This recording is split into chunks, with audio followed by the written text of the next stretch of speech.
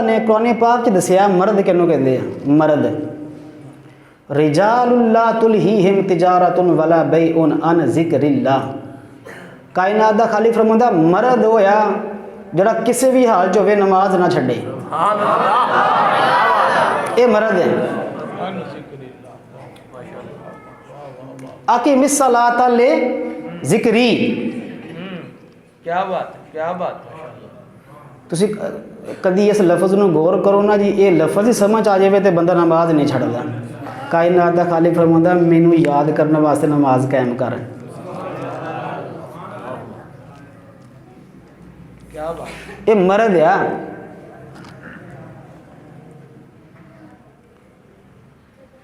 मर्द होना ना जी, ये जिन्स जड़ी ना मर्द ते औरत, ये वो वाला मर्द नहीं, इन्हू कहते मर्दानगी। औरतां भी बड़ियां बड़ियां मर्द होंदियां ते बड़े बड़े मर्द भी जनाने हो जाते हैं। ये तुसी वेखना है। मैं तुहानू पहचान कराना एक औरत जड़ी मर्द आ ते एक मर्द जड़ा मर्द आ। कुरान पाक सूरह मरियम पारा नंबर 16 उठा के वेखो।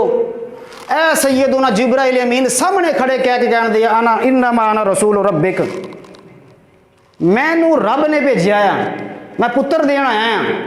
तो सैयदा मरियम पाक फरमांदी पीछे हट, अगर तू जिब्रील नहीं है परा रह, मैं मरियम आ, मैं मरियम आ।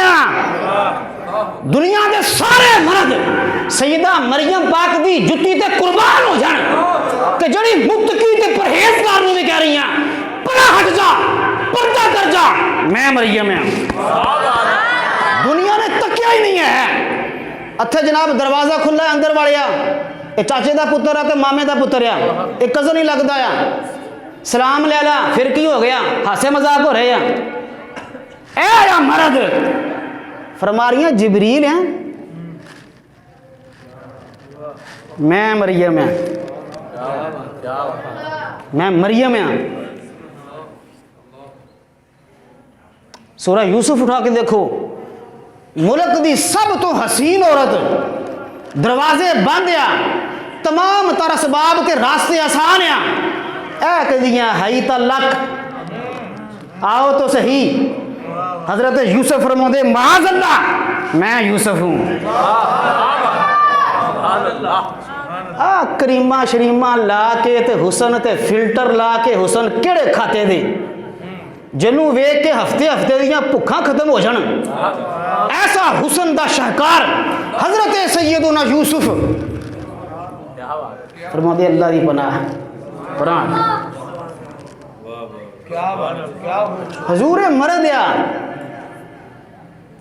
असी कहने डोलियां दा नाम मर्द आ ते ओ 6 पैक, लो जी 6 पैक का नाम मर्द आ। हजूर ने मर्द पैदा किए आ। नाम सुनिया जी तो मर्द का फारूक आजम। हजूर पहचान आ, फरमाया मर्द की पहचान है, फरमाया फारूक आजम मर्द आ। ये जड़ी गली चो लंघ जाए शैतान रास्ता छड़ देंदा है।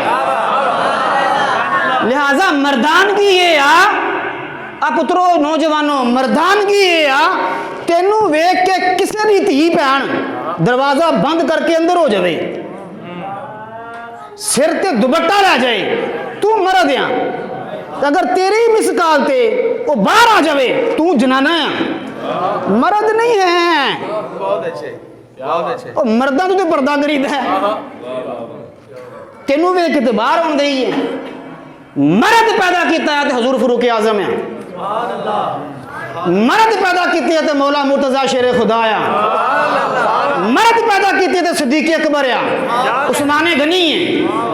ये हजूर की तरबियत आ कि जनाब गोडा रखा हो गर्दन के उत्ते, तलवार कट के उरी धौन लाउण लगन ते माज़अल्लाह अगों थुकण की कोशिश करे ते जमाने का मर्द ते मर्दां दा मर्द पिछे खड़ा होकर फरमाए ये तलवार सिर्फ अल्लाह ते अल्लाह दे रसूल दी रजा वास्ते निकलदी है। हजूर इस तो पता चलिया मर्द होया जड़ा अपनी नजरियात ख्यालात अपने नफ्स के मामलात अल्लाह ते अल्लाह दे रसूल दे सुपुर्द कर देवे। वगरना वो मर्द हाँ वो औरत हो सकता है मर्द नहीं हो सकता। ये अपने आप ਨੂੰ इस मामले 'ਚ क्लीयर करना है।